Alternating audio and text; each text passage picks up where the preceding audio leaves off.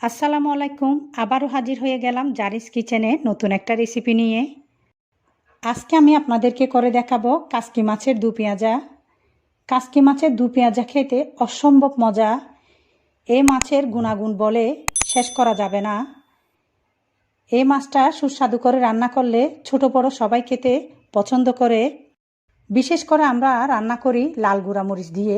আজকে আমি ভিন্নভাবে কাঁচামরিচ বাটা দিয়ে আপনাদেরকে করে দেখাবো।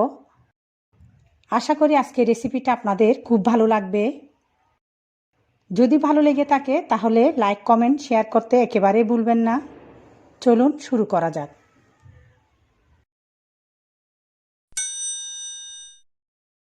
প্রথমে শুরুতে আমি এখানে 500 গ্রাম কাচকি মাছ নিয়েছি। এখন বাজারে অ্যাভেলেবেল কাচকি মাছ পাওয়া যাচ্ছে। এখন এই মাছগুলো আমি ভালো করে পরিষ্কার করে ধুয়ে নিব। এমনভাবে ধুতে হবে যাতে একেবারে সাদা হয়ে যায়। দেখুন একটু কাছ থেকে পরিষ্কার হয়ে গেছে। চুলায় একটি প্যান তুলে দিলাম। প্যানের মধ্যে 4 টেবিল চামচ তেল দিয়ে দিচ্ছি। তেল গরম হয়ে এসেছে। এ পর্যায়ে আমি 2 টেবিল চামচ রসুন কুচি দিয়ে দিচ্ছি।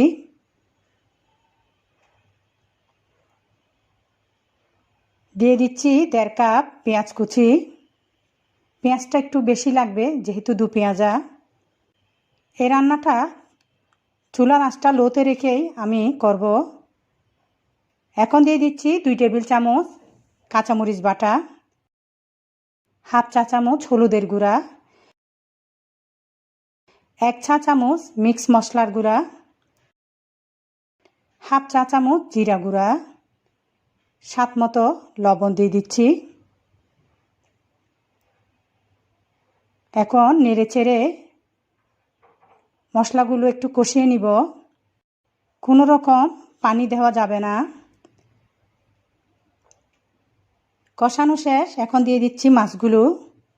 মাছগুলো দিয়ে মশলার সাথে ভালো করে একটু নেড়ে চেড়ে উল্টিয়ে পাল্টিয়ে মিশিয়ে নিতে হবে, কারণ এই মাছগুলো বারবার নাড়াচাড়া করা যায় না।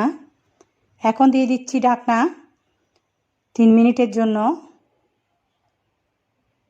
এই রান্নাটা করতে বেশি সময় লাগে না। 3 মিনিট শেষ। একটু পানি বেরিয়ে এসেছে। এখন 2টা টমেটো কুচি দিয়ে দিলাম। 2টা কাঁচামরিচ স্বাদের জন্য দিয়ে দিলাম। 1 কাপ ধনেপাতা কুচি দিলাম।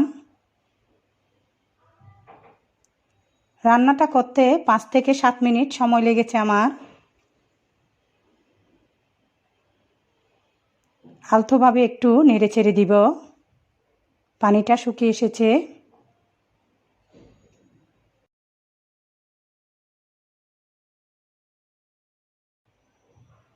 এখন আবারও 2 মিনিটের জন্য ঢাকনা দিয়ে দিব।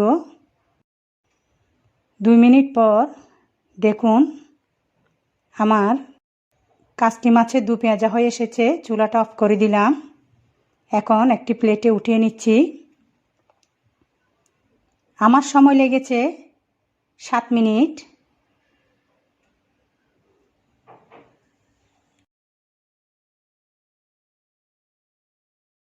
আমার কাচকি মাছের দু পেঁয়াজা রেডি।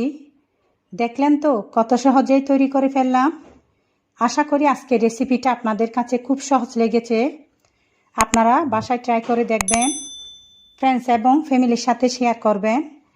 রেসিপি সংক্রান্ত কোনো প্রশ্ন থাকলে আমাকে কমেন্ট বক্সে কমেন্ট করে জানাবেন। এই খাবারটা খেতে অসম্ভব মজা। যাদের চোখের সমস্যা আছে, বিশেষ করে বাচ্চাদের জন্য এটা খুবই উপকারী। আমি এই খাবারটা কাঁচামরিচ বাটা দিয়ে রান্না করা শিখেছি মিনার আম্মুর কাছ থেকে। উনি আমাকে প্রথমবার করে খাইয়েছিল। আশা করি আপনাদেরও খুব মজা লাগবে। আজকে তাহলে এখানেই বিদায় নিচ্ছি। সবাই ভালো থাকবেন। আমার পরিবারের জন্য দোয়া করবেন। আল্লাহ হাফেজ।